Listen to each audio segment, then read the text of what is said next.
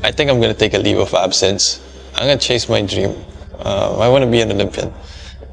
In that conversation, I was thinking yung dad ko would actually understand it more kasi he was a pole vaulter. No, it was the opposite.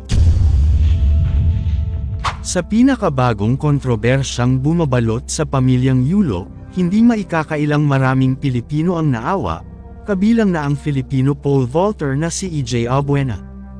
Awang-awa si EJ sa magulang ni Carlos Yulo, na sina Angelica Yulo at Mark Andrew Yulo, dahil sa masasakit na pangyayaring nagaganap ngayon, lalo na't tila tinalikuran na sila ng kanilang anak na si Carlos matapos nitong magtagumpay sa Olympics.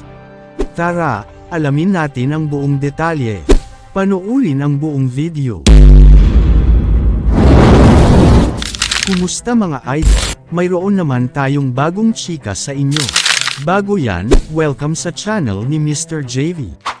Ayon kay EJ, bilang isang anak, naiintindihan niya ang hirap at sakit na nararanasan ng magulang, kapag tila nalilimutan at nilalayuan sila ng sarili nilang anak, kaya hindi siya nakaiwas na magbigay ng komento tungkol sa isyung kinasasangkutan ni Carlos at ng kanyang pamilya.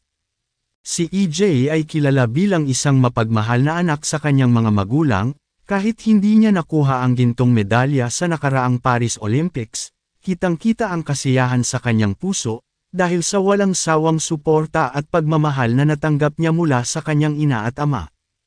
Para kay EJ, ang tunay na ginto ay hindi nasusukat sa medalya, kundi sa pagmamahal na kanyang nararamdaman mula sa kanyang pamilya, na kailanman ay hindi lilipas o mawawala, kahit ilang taon pa ang lumipas. Ito ang dahilan kaya napakaganda ng mensahe niya para sa kanyang ina at ama.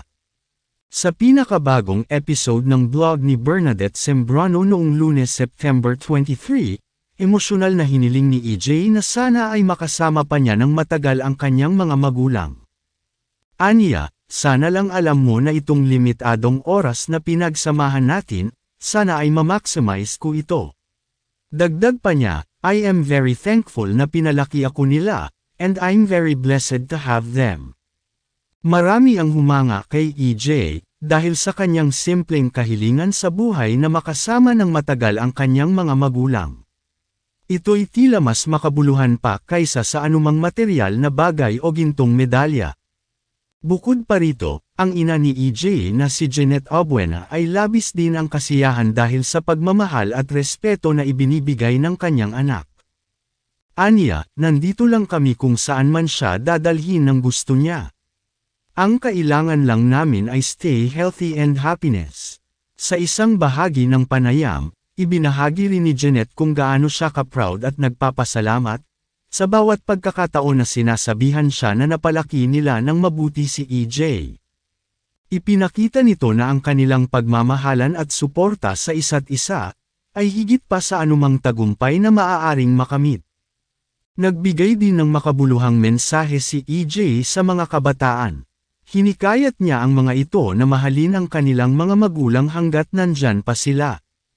Aniya, ang mga magulang ang tunay na ginto na ipinagkaloob sa atin, kaya't habang kasama pa natin sila, lubusin na natin ang pagmamahal at pag-aalaga dahil hindi habang buhay ay makakasama natin sila. Napakaganda ng mensaheng ito na nagbibigay diin sa kahalagahan ng pamilya, hindi mababayaran ng anumang tagumpay o medalya sa buhay. Hindi rin nakalimutan ni EJ ang sitwasyon ng pamilya Yulo, at nagbigay siya ng mensahe sa kanila.